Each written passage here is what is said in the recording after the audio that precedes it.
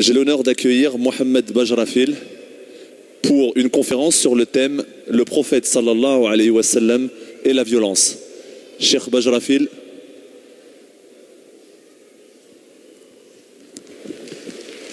Merci à vous.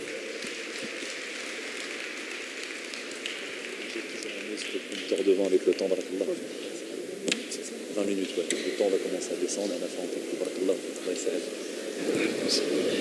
بسم الله الرحمن الرحيم الحمد لله والصلاة والسلام على نبيه ومصطفاه سيدنا محمد وعلى آله وصحبه ومن والاه واتبع هداه أما بعد أيها الأحبة السلام عليكم ورحمة الله تعالى وبركاته.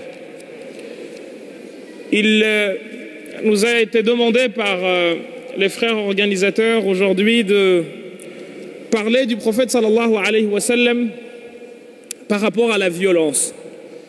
Quel comportement était le sien ou quel rapport était le sien avec la violence? Et j'ai envie de dire, on appelle ça en figure de rhétorique un oxymore. C'est-à-dire que l'on met des éléments qui sont opposés les uns aux autres, comme si vous disiez du soleil qu'il était noir. Or, le soleil, on sait tous qu'il est tout sauf noir. Donc, parler du prophète sallallahu alayhi wa sallam et de la violence, c'est dire, en gros, eh bien, que on peut à la fois être grand de taille et petit en même temps. C'est quelque chose, bien entendu, qui est tout simplement impossible. Le prophète sallallahu alayhi wa sallam nous apprend à travers son comportement, mais également à travers le message qu'il a reçu, que violence et foi ne vont pas de pair. Et c'est la raison pour laquelle il va le dire à Aïcha radhiyallahu anha wa ardaha, notre mère, pour qu'elle nous apprenne et pour que nous en servions dans la vie de tous les jours. Inna Allah la yu'ti bi Dieu donne par la douceur ce qu'il ne donne pas par et dans la violence.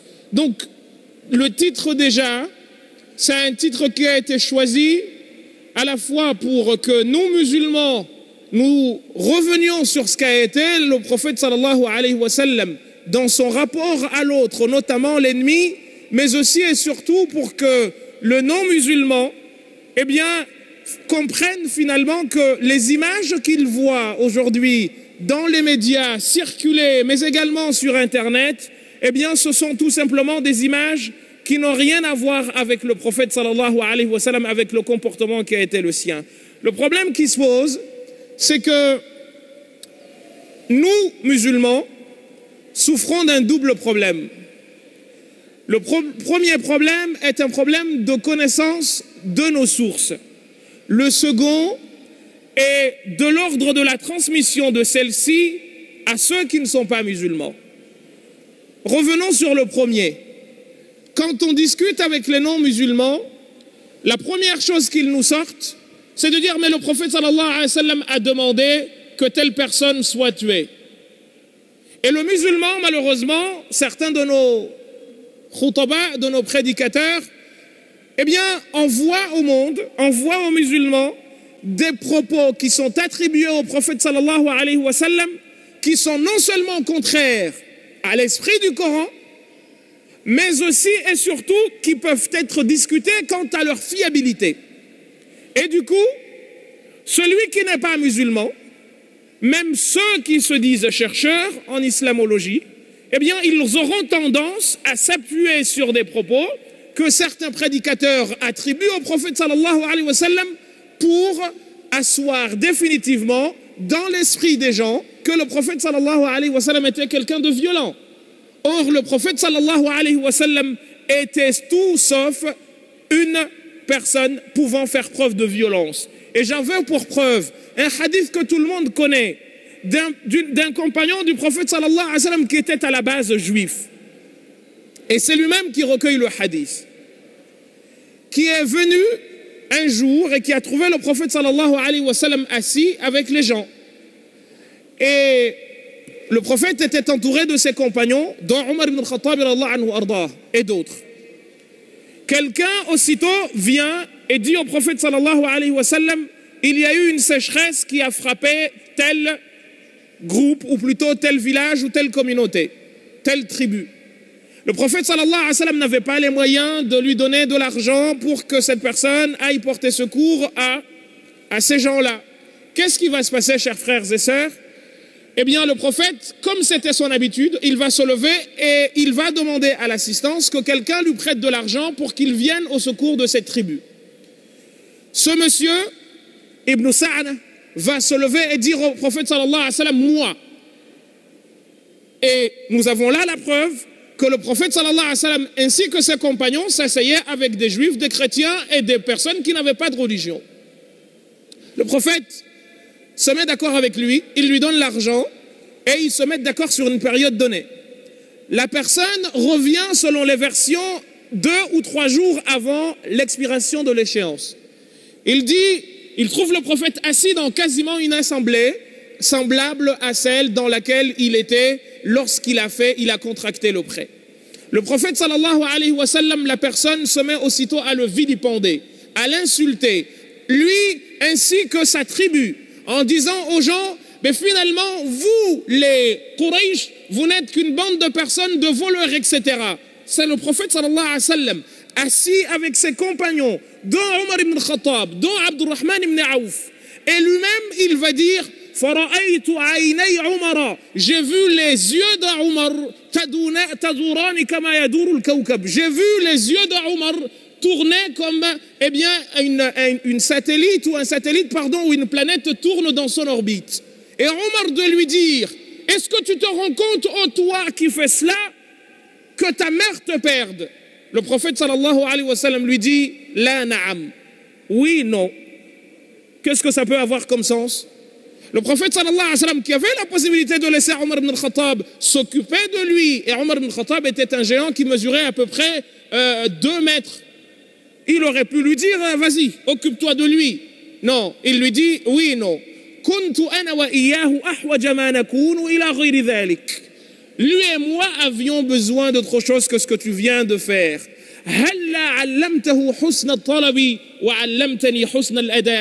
Et si tu m'apprenais à mieux rendre, et tu lui apprenais à lui à mieux demander.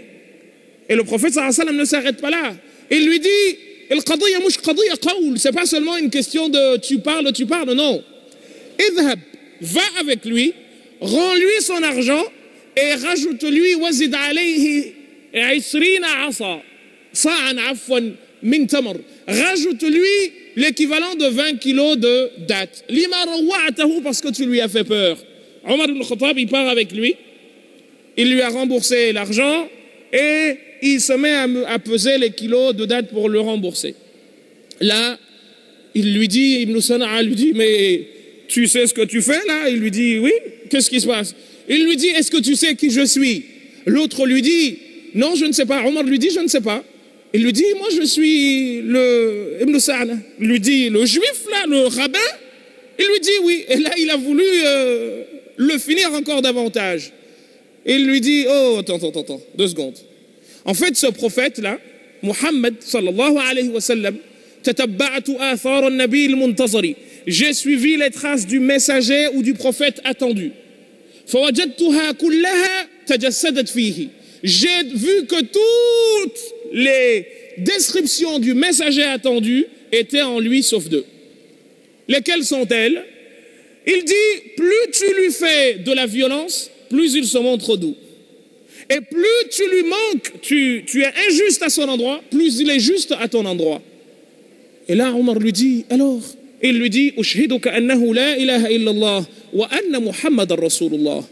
Je te prends un témoin que j'atteste que nul ne mérite d'être adoré à part Allah et que Muhammad est son messager. Alors, est-ce que cet homme, on peut parler de violence et ajouter son nom à côté?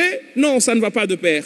Le problème qui se pose, c'est qu'aujourd'hui, et c'est le cas en France, et malheureusement nous n'avons que 20 minutes, et on aimerait bien avoir plus de temps, Inch'Allah, d'autres occasions pour aborder cette question, c'est que nous faisons une lecture du Coran et de la sunna du prophète sallallahu alayhi wa sallam qui sont complètement déconnectés à la fois des finalités du message du prophète sallallahu alayhi wa sallam, mais aussi et surtout de ce que le prophète a été réellement. Et Cheikh Mahmoud Chaltout, dans un livre que je vous recommande sincèrement de lire, un petit livre qu'il a intitulé Al-Qur'an wal-Qital, le Coran et le combat, eh bien, il nous apprend que, en fait, nous avons deux manières de lire, de faire l'exégèse du Coran. La première manière, c'est de faire comme tout le monde fait. On lit le Coran et on fait l'exégèse verset après verset. Et cela a comme résultat, eh bien, de ranger les gens dans des méthodologies et dans des écoles de pensée qui cloisonnent cette pensée qui n'est pas à cloisonner. C'est-à-dire quoi? Il dit, eh bien, on va s'apercevoir que le grammairien va avoir accès au Coran, mais sous l'angle de la grammaire. Le faqih, il va avoir accès au Coran sous l'angle du fiqh. Le usuli va avoir accès au Coran, mais sous l'angle de usul al-fiqh. Le muhaddith, il va en faire autant. Et lui, il dit, eh bien, cela emmène à des conclusions et à des contrastes incroyables. Et d'ailleurs, l'imam al-Razi, il en parle dans son tafsir, en disant que justement, des fois, le Coran est d'une patence tellement grande que quand tu la présentes aux gens, ils vont te dire, oui, mais c'est pas comme ça que ceux qui nous ont précédés ont compris dans notre méthodologie, parce que chacun à ce moment-là se trouve quelqu'un qui est lui salaf. Et Cheikh Mahmoud Chaltout, il nous dit, c'est pas comme ça qu'il faudrait procéder, parce que ça conduit à des problèmes, malheureusement ceux dans lesquels nous sommes. Il faudrait faire ce qu'il a appelé tafsir mawdou'i, une exégèse thématique qui s'expliquerait de la façon qui suit. Qu'est-ce qu'on fait? On va regarder, on va se présenter des sujets. On regarde par exemple la notion de djihad ou la notion de qital. Regardons comment on réunit tous les versets du Coran qui ont parlé de djihad. Tous. On va réunir tous les versets du Coran qui parlent des droits de la femme. On va réunir tous les versets du Coran qui parlent de mes relations avec celui qui n'est pas musulman. Et wallahi, quand on procède ainsi, et il l'a fait, dans ce petit livre, ce petit ouvrage, Al-Qur'an wal-Qital, eh bien, on s'aperçoit de beaucoup de choses dont on ne s'aperçoit pas si on est dans une vision globaliste. Pourquoi? Eh bien, parce qu'il arrive à la conclusion qui est la suivante. C'est que jamais le Coran n'a appelé les gens à tuer qui que ce soit pour une différence de religion. Jamais le Coran n'a demandé à ce que celui qui a insulté le prophète sallallahu alayhi wa sallam soit tué. Et vous savez, vous avez un exemple, celui d'Abdullah ibn Ubay ibn Saloul, l'hypocrite. On a parlé de Charlie Hebdo.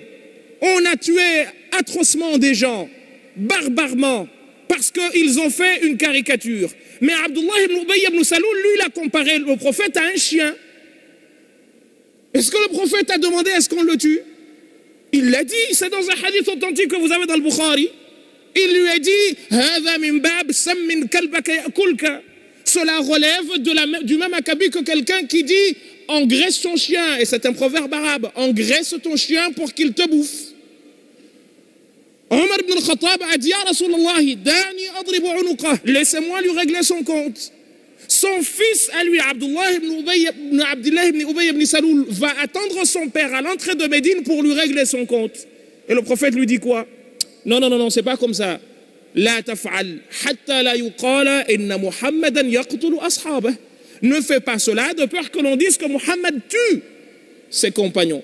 Il a compté Abdullah ibn Ubay ibn Saloul comme faisant partie de ses compagnons alors il savait que Wallahu ya'lamu innahum la munafiqun. Dieu sait que ce sont des hypocrites dont lui était le roi. Celui qui vient de le comparer à un chien. Ya Jama'a, est-ce que cela n'est pas pire que faire une caricature? Le prophète sallallahu alayhi wa sallam, il va se faire insulter. Ka'b ibn al-Asraf, dont on parle à chaque fois, le poète. Pourquoi le prophète sallallahu alayhi wa sallam a-t-il demandé que Ka'b ibn al-Asraf soit tué? Situons les choses dans leur contexte. Ka'b ibn al-Asraf est à l'origine de la guerre de Uhud. Revenez dans les récits de l'histoire du prophète sallallahu alayhi wa sallam. C'est pas parce qu'il a insulté le prophète, Dieu rapporte dans le Coran plus de 20 insultes adressées à l'encontre du prophète. Et pourtant, jamais il n'a demandé à ce qu'il soit tué, non. Wallahu ya'sumuka minan nas, inna kafaynaka al-mustahzi'in. C'est ainsi que Dieu répond. Dieu te protège contre les gens. Dieu. Mais pourquoi ici on dit que nous vengeons le prophète sallallahu alayhi wa sallam? À quel instant le prophète a-t-il demandé que quelqu'un sa vie soit enlevée. C'est exactement pour les mêmes raisons qu'aujourd'hui, nous avons les Américains qui lancent des drones parce qu'ils estiment qu'un homme est dangereux. Ka'b ibn al-Ashraf a incité à la haine raciale et à ce qu'il y ait une guerre. Et pour cette raison, il est devenu une menace pour la sécurité de tout le monde. Mais jamais le prophète n'a demandé à ce que quelqu'un tue quelqu'un parce qu'il l'a insulté. Sa personne, il s'en contrefichait. Lui, il avait des valeurs qu'il défendait. Cet esprit-là, wallahi, nous l'avons quand on prend les versets du Coran qui parlent de djihad, on va s'apercevoir que le premier verset qui parle de djihad, c'est celui dans lequel Dieu, justement, dit au prophète sallallahu alayhi wa sallam que finalement, il est demandé à ceux ceux qu'on a chassés de leur maison, ceux à qui qu'on a tués exactement, il leur est demandé de se défendre. Donc là, on comprend que le djihad sert à quoi? Défense. Arrêter une agression, mais pas aller forcer les gens à devenir musulmans comme on le voit aujourd'hui. Le prophète sallallahu alayhi wa sallam n'a jamais voulu que quelqu'un soit dans l'islam hypocritement. Donc comment pouvons-nous comprendre qu'aujourd'hui, Daesh et je ne sais qui viennent dire aux gens non, si tu ne te convertis pas à l'islam, on te règle ton compte. Ça ne s'appelle pas une foi, c'est autre chose. Donc il faut que nous également, nous apprenions au monde que non seulement ces gens-là n'ont rien à voir avec notre religion, mais aussi et surtout leur montrer ce que dit la religion. Je dis souvent à des frères que, regardez le Coran, Iblis, il a cherché à convaincre Dieu dans le Coran. Dieu lui a laissé la possibilité de parler. Iblis, il a refusé de se prosterner. Qu'est-ce qu'Allah subhanahu wa ta'ala a fait de lui? Et pourtant, c'est lui qui l'a créé. Est-ce qu'il lui a dit, je te tue tout de suite? Non. Il lui a dit, pourquoi? Pourquoi tu ne t'es pas prosterné devant ce que j'ai créé moi-même? Et Iblis était confiant de la justice de Dieu. Il cherche à convaincre Dieu. Et il lui dit, je suis mieux que lui. Tu m'as créé à partir de la terre, du feu, alors que lui, tu l'as créé à partir de la terre. Donc Dieu, Iblis avait confiance en sa justice. Et pourtant, il aurait pu le faire disparaître sur le champ. Donc, parler du prophète sallallahu alayhi wa sallam et de violence, wallahi, ce n'est pas rendre service à notre religion, c'est pas connaître l'islam, et c'est surtout ne pas connaître le prophète sallallahu alayhi wa sallam. Donc, il faut qu'à un moment donné, nous sachions devenir les vrais ambassadeurs de notre religion, parce que si nous le sommes, comme l'a dit le prophète sallallahu alayhi wa sallam, et on le dit souvent, ta'lifuna wa tu'lafun, vous faites adopter des gens, vous adoptez des gens et les gens vous adoptent, mais c'est seulement en présentant aux gens l'image du prophète sallallahu alayhi wa sallam et non l'image de quelqu'un qui aimait le sang ou tuait des gens, parce que même s'il y a des hadiths qui sont rapportés, mais ces hadiths-là, ils sont en opposition avec l'esprit du Coran et avec ce qui est beaucoup plus authentique. À ce moment-là, comme c'est connu à Mustal al-Hadith, on met les hadiths de côté parce que le hadith, il n'est bien entendu pas à supplanter ce que Allah subhanahu wa ta'ala a dit. جعلنا الله وإياكم من الذين يستمعون القول فيتبعون أحسنه وصل اللهم وسلم وبارك على سيدنا محمد وعلى آله وصحبه والحمد لله رب العالمين وبارك الله فيكم والسلام عليكم ورحمة الله تعالى وبركاته. Nous remercions Cheikh Mohammed Bajrafil pour cette belle conférence.